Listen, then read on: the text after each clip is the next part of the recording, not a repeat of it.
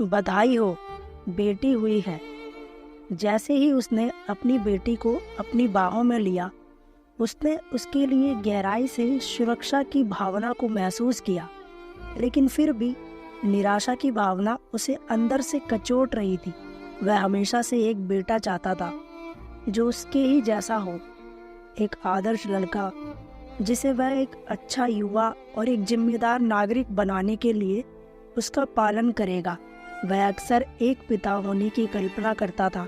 अपनी उस कल्पना में वह अपने बेटे को खेलते हुए देखता था, उसे पढ़ाता था, और अगर वह सब्जियां नहीं खाता था तो उसे प्यार से फटकार लगाता था। अपनी पत्नी की गर्भावस्था के दौरान वह अक्सर अपनी पत्नी से कहता था, हम अपने बेटे की परवरिश इस तरह करेंगे कि वह रिश्तों को महत्व देगा, वह लोगों की परवाह करेगा। जब हम बूढ़े हो जाएंगे तब भी हमारा बेटा हमारे पास ही रहेगा। इसलिए नहीं कि ऐसा करना उसकी मजबूरी होगी, बल्कि इसलिए कि वह भी ऐसा ही चाहेगा। जैसे ही वह ऑपरेशन रूम के बाहर से आया, उसके पीछे पीछे उनकी डॉक्टर भी मुस्कुराते हुए बाहर आई और बोली, बधाई हो, आपकी बेटी हुई है। बेशक वह भी खुशी के साथ वापस मुस्कुराया, फिर भी एक खामोश निराशा उसके दिल में छा गई थी। क्या मैं दुखी हूँ क्योंकि हमारा बेटा नहीं हुआ, बेटी हुई है, या फिर ऐसा इसलिए है क्योंकि मुझे बेटी नहीं चाहिए थी? मैं एक शिक्षित, खुले विचारों वाला व्यक्ति हूँ। बेशक यह मेरी उदासी का कारण नहीं हो सकता। यह एक भावनात्मक यातना थी। वह अब इस तरह के विचारों को दिमाग में नहीं लाना चाहता था। मुझे मेरी बेटी की परवरिश करने में भी उतनी ही खुशी होगी। अभी भी कई तरह के विचारों से जूझते हुए वह अपनी पत्नी और बेटी को देखने गया।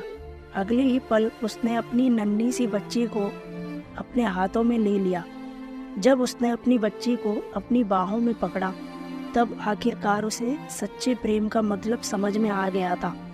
जब उसने पहली बार उसे देखा तो उसने उसके लिए गहराई से सुरक्षा की भावना को महसूस किया, लेकिन फिर भी निराशा की भावना उसे अंदर से कचोट रही थी।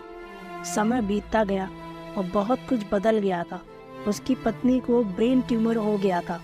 अपनी पत्नी की मृत्यु पर उसने अपनी पत्नी से उनकी बेटी को अकेले ही पालने का वादा किया, और उसने अपना वादा पूरी तरह निभाया भी था। लेकिन अपनी पत्नी को खोने और अकेला होने के 10 साल बाद भी वह उसके भविष्य और भलाई के बारे में सोचता रहता। लेकिन आज भी वह एक बेटे के लिए तरस रहा था और सोचता था कि यदि उसका बेटा होता तो उनका आपस में कैसा रिश्ता होता। समय बीतता गया और सब कुछ वैसा का वैसा ही था, कुछ भी नहीं बदला था।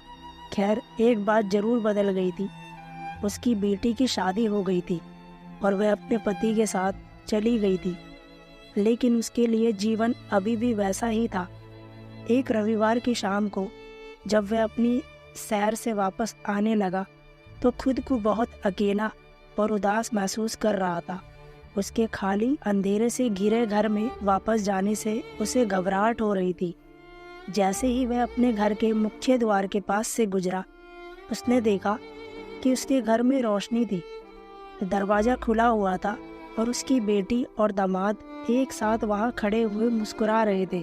पिताजी, हमने सोचा कि अगर हम एक दूसरे के करीब रहेंगे तो यह सही रहेगा। अगर हम एक दूसरे के पड़ोस में रहे, हमने ऐसी ही एक शांत गली में एक दूसरे से लगे हुए 2 घर देख रखे हैं जो यहाँ से ज़्यादा दूर भी नहीं है। आपकी लंबी सैर के लिए वहाँ एक सुंदर पार्क भी है। आपकी इस बारे में क्या राय है? यह सुनकर वह इतना भावुक हो गया और उसने बस अपना सिर हिलाया और धीरे से मुस्कुरा दिया।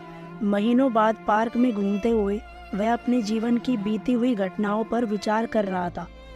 उसे इस बात का एहसास हुआ कि उसके मन में बेटे की इच्छा और बाप बेटे के रिश्ते में जो प्यार, देखभाल और सुरक्षा उसने चाही थी, उस बेटे के साथ जो कभी पैदा ही नहीं हुआ था, अब वह उस ख्वाहिश को भूल ही गया था। अपनी नादानियों के कारण हम अपने जीवन में प्यार को कहीं और ढूंढ रहे होते हैं, जबकि प्यार आपसे कहीं दूर ही नहीं होता, बल्कि आपके आसपास ही होता है। इस एहसास से अभिभूत होकर वह मुस्कुराया। सैर खत्म करके वह अपने घर की तरफ चल दिया, जहाँ उनकी बेटी चाय के गर्म प्याले के साथ उसका इंतजार कर रही थी। उसकी लंबे समय से चली आ रही निराशा अब आनंद में बदल गई थी। आप लोगों को ये कहानी कैसी लगी, कृपया कमेंट करके ज़रूर बताएं। ऐसी और भी कहानियाँ पढ़ने के लिए हमारे चैनल को सब्सक्राइब करें और बेल आइकन दबा लें, जिससे आपको हमारी वीडियो की नोटिफिकेशन सबसे पहले मिलेगी।